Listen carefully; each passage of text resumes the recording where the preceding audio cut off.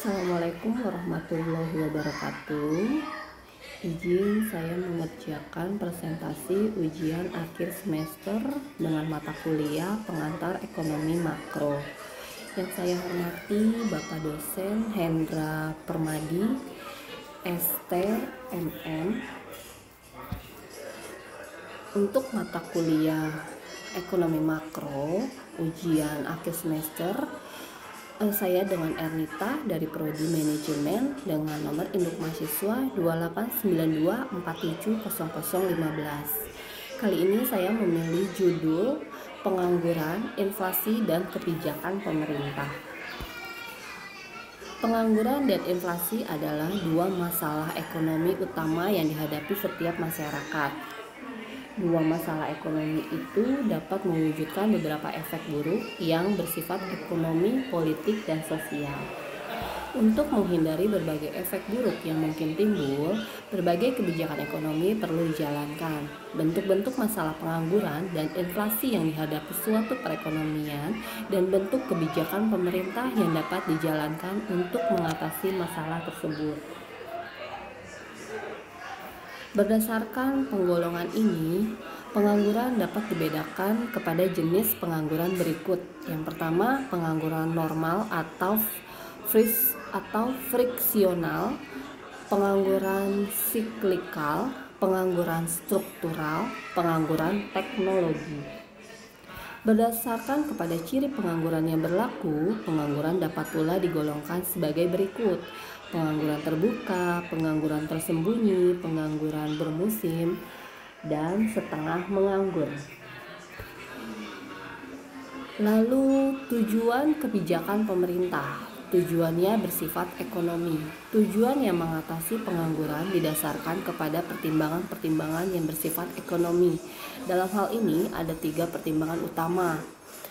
Untuk menyediakan lowongan pekerjaan baru, untuk meningkatkan taraf kemakmuran masyarakat, dan memperbaiki kesemarataan pembagian pendapatan. Lalu menyediakan lowongan pekerjaan. Kebijakan pemerintah untuk mengatasi pengangguran merupakan usaha yang terus-menerus. Dengan perkataan ini, ia merupakan usaha dalam jangka pendek maupun jangka panjang. Dalam jangka panjang, usaha mengatasi pengangguran diperlukan karena jumlah penduduk yang selalu bertambah akan menyebabkan pertambahan tenaga kerja yang terus-menerus. Makanya, untuk menghindari masalah pengangguran yang semakin serius, tambahkan lowongan pekerjaan yang cukup perlu disediakan dari tahun ke tahun. Dalam jangka pendek, pengangguran dapat menjadi bertambah serius, yaitu ketika berlaku kemunduran atau pertumbuhan ekonomi yang lambat. Dalam masa seperti itu, kesempatan kerja bertambah dengan lambat dan pengangguran meningkat. Menghadapi keadaan ini, seperti usaha-usaha pemerintah untuk mengatasi pengangguran perlu ditingkatkan. Meningkatkan taraf kemakmuran masyarakat. Kenaikan kesempatan kerja dan pengangguran sangat berhubungan dengan pendapatan nasional dan tingkat kemakmuran masyarakat.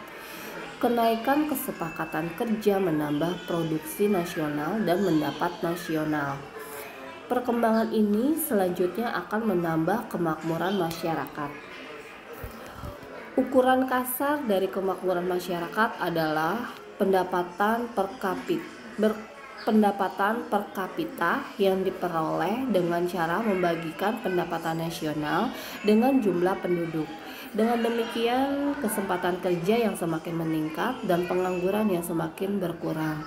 Bukan saja menambah pendapatan nasional, tetapi juga meningkatkan pendapatan per kapita. Melalui perubahan ini, kemakmuran masyarakat akan bertambah.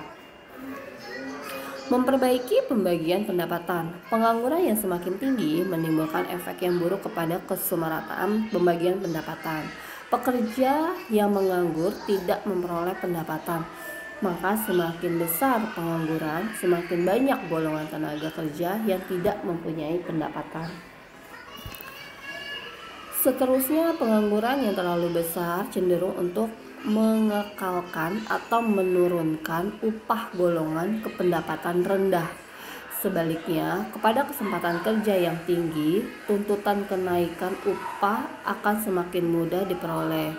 Dari kecenderungan ini dapat disimpulkan bahwa usaha menaikkan kesempatan kerja dapat juga digunakan sebagai alat untuk memperbaiki pembagian pendapatan dalam masyarakat. Tujuan bersifat sosial dan politik. Kebijakan pemerintah untuk mengatasi masalah pengangguran juga berusaha untuk mencapai beberapa tujuan yang bersifat sosial dan politik. Tujuan untuk mengatasi masalah sosial dan politik, tujuan untuk mengatasi masalah dan sosial politik tidak kalah pentingnya dengan tujuan yang bersifat ekonomi. Tanpa kestabilan sosial dan politik, usaha-usaha untuk mengatasi masalah ekonomi tidak dapat dicapai dengan mudah. Berikut ini diterangkan masalah sosial dan politik utama yang ingin diatasi melalui kebijakan